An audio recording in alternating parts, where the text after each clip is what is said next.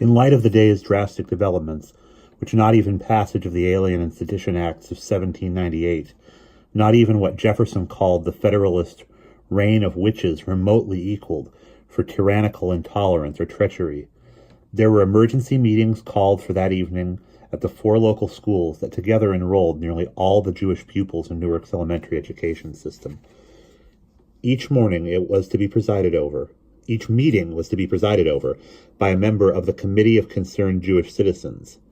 A sound truck had come by late in the afternoon asking everyone to spread word of the meeting among their neighbors.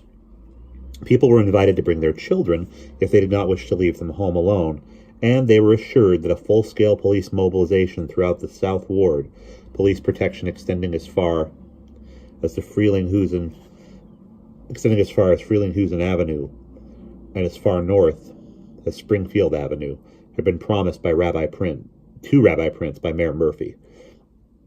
The department's entire complement of mounted police, 2 platoons of 12 divided up and stabled in 4 different precincts, was to be called out specifically to patrol streets to the west of the Wequahic section bordering Irvington, where the previous night a Jewish-owned liquor store on the main shopping street had been burned to the ground after being broken into and looted, and the streets to the south bordering Union County, and the towns of Hillside, in my eyes renowned for the sizable Bristol-Myers plant along Route 22 that manufactured the Apana tooth powder we used, where the day before a synagogue's windows had been smashed, and Elizabeth, where my mother's immigrant parents had settled at the turn of the century, where most intriguingly, to a 9-year-old, the New Jersey pretzel factory on Livingston Street was said to hire deaf mutes from the state to do the pretzel bending, and where graves had been desecrated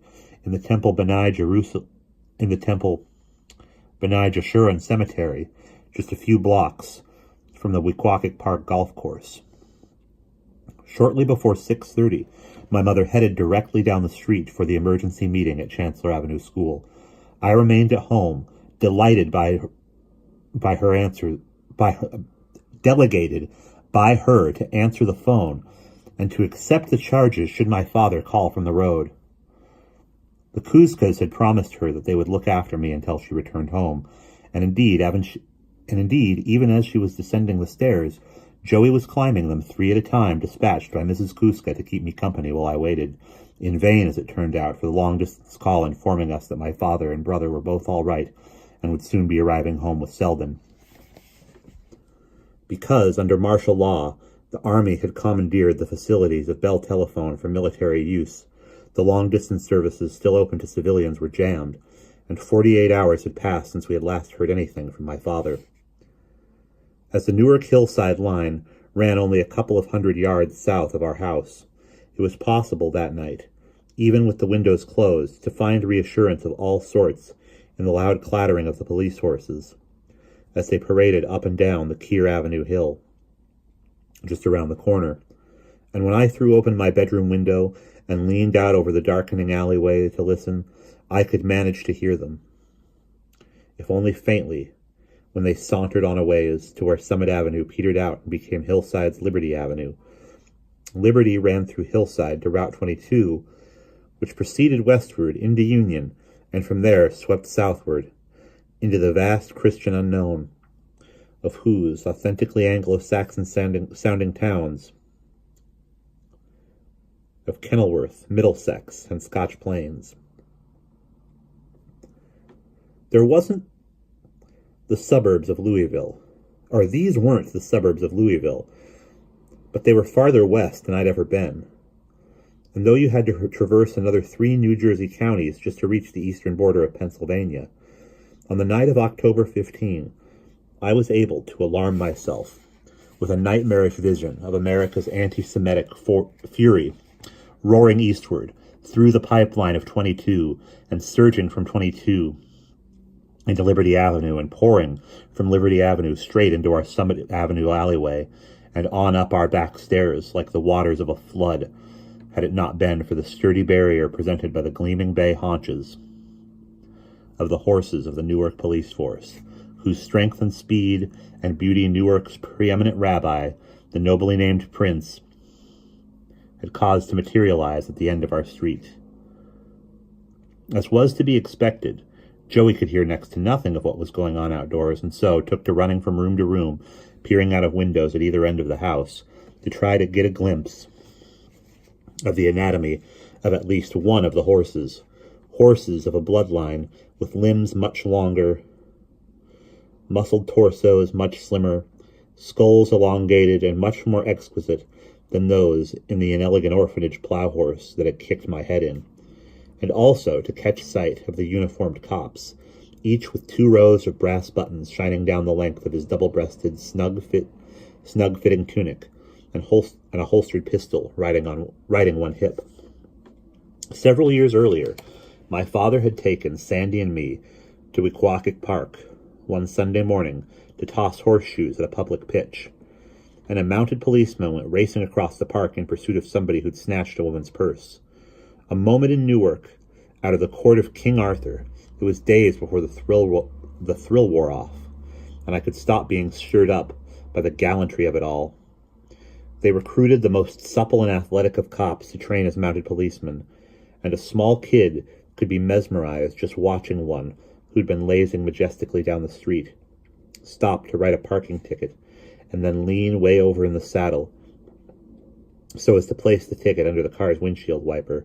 A physical gesture, if ever there was one, of magnificent condescension to the machine age. At the city's famous 4 corners, there were mounted patrol posts, each facing a different point of the compass. And on a Saturday, lots of kids were taken downtown to see the horses on duty there, and to pet their noses, and to feed them sugar cubes, and to learn that each policeman up on a horse was worth 4 men on foot. And, of course, to ask the usual questions of the mounted cops, such as, "What's his name?" And, "Is the horse real?" And, "What's his foot made of?"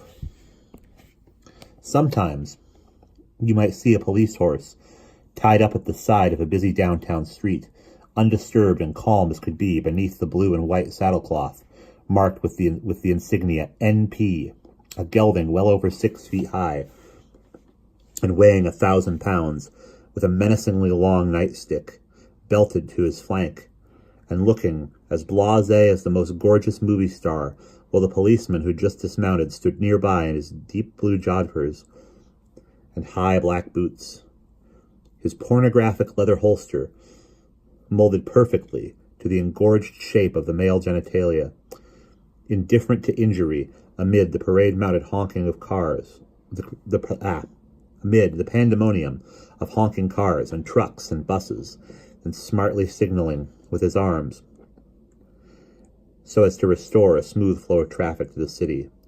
These were the cops, with a talent for everything, even to my father's chagrin, for galloping into a strike crowd and sending picketers flying. And that they were so very close by, looking so glamorously heroic, helped to shore up my nerves for the calamity to come. In the living room, Joey took off his hearing aid and presented it to me, gave it to me incomprehensibly, shoved it at me, the earpiece along with the black microphone case, the battery, and all its wires. I didn't know why he thought I should want it, particularly on a night like this. But there, the whole contraption was, cradled in the palms of my 2 hands, and if possible, looking more gruesome than it did when he wore it. I didn't know whether he expected me now to interrogate him about it, or to admire it, or to try to disassemble and fix it. It turned out he wanted me to wear it. "Put it on," he told me in his hollow, honking voice. "Why?" I shouted. "It's not going to fit me." "It don't fit nobody," he said. "Put it on." "I don't know how," I complained in my loudest voice. And so Joey clipped the microphone case to my shirt and dropped the battery into my pants pocket. And, after he checked all the wiring, left it to me to insert the molded earpiece. I did so by closing my eyes and pretending it was a seashell, and that we were down the shore, and he wanted me to listen for the roar of the ocean. But I had to suppress the heaves when I managed to jiggle it into place, still stickily warm from the interior of his ear. "Okay, now what?" Whereupon he reached over, as though it were as though it were the switch to the electric chair he was throwing, and I were public enemy number one. He gleefully turned the dial at the center microphone case. I don't hear anything, I told him. Wait, I'll louden it. Is wearing this thing going to make me deaf? And I saw myself made both deaf and dumb and trapped in Elizabeth for the rest of my life, bending pretzels in the New Jersey pretzel factory. He laughed heartily at my saying that, though I hadn't meant it as a joke.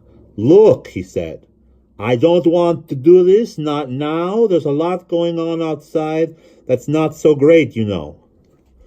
But he was oblivious of what was not so great either. Either because he was Catholic and had nothing to worry about, or simply because he was irresponsible Joey. You know what the crook said? Who sold it? He ain't even a doctor, Joey told me. But he gives me the bullshit test anyway. He takes his pocket watch out and he holds it right up to my ear and he says to me, can you hear the watch tick, Joey? And I can hear a little, and so he starts backing away and he says, can you hear it now, Joey? And I can't hear nothing. So he writes some numbers down on a piece of paper, then he takes $2.50 out of his pocket, and it's the same thing. He clicks them in my ear, clicks them together, and he says, can you hear the coins click, Joey? And then he starts walking away again. I see him clicking them, but I can't hear nothing no more. The same, I tell him. And so he writes that down.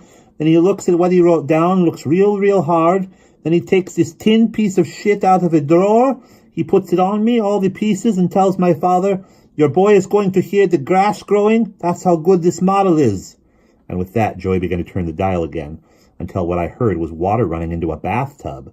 And I was the bathtub. Then he spun it vigorously, and there was thunder. Cut it out, I cried. That's enough.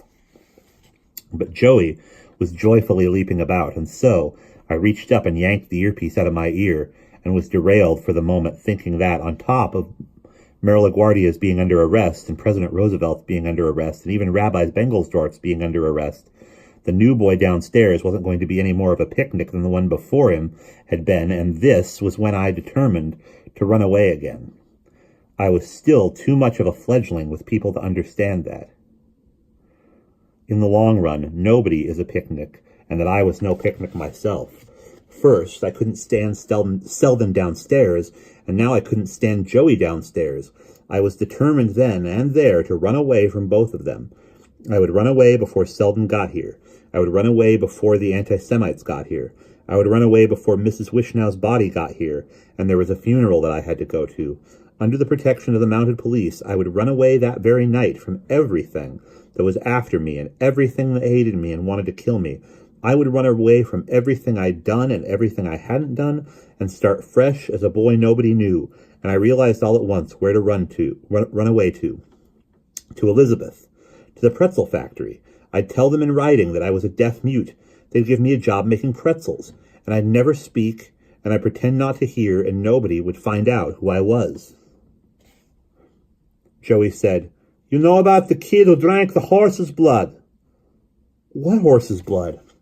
St. Peter's horse. This kid got in at night into the farm and drank the horse's blood. They're looking for him. Who is? The guys. Nick, those guys, the older guys. Who's Nick? One of the orphans. He's 18. The kid that did it's a Jew like you. They know for sure he's a Jew, and they're going to find him. How come he drank the horse's blood? Jews drink blood. You don't know what you're talking about. I don't drink blood. Sandy doesn't drink blood. My parents don't drink blood. Nobody I know drinks blood. This kid does. Yeah, and what's his name? Nick don't know yet, but they're looking for him. Don't worry. They'll get him.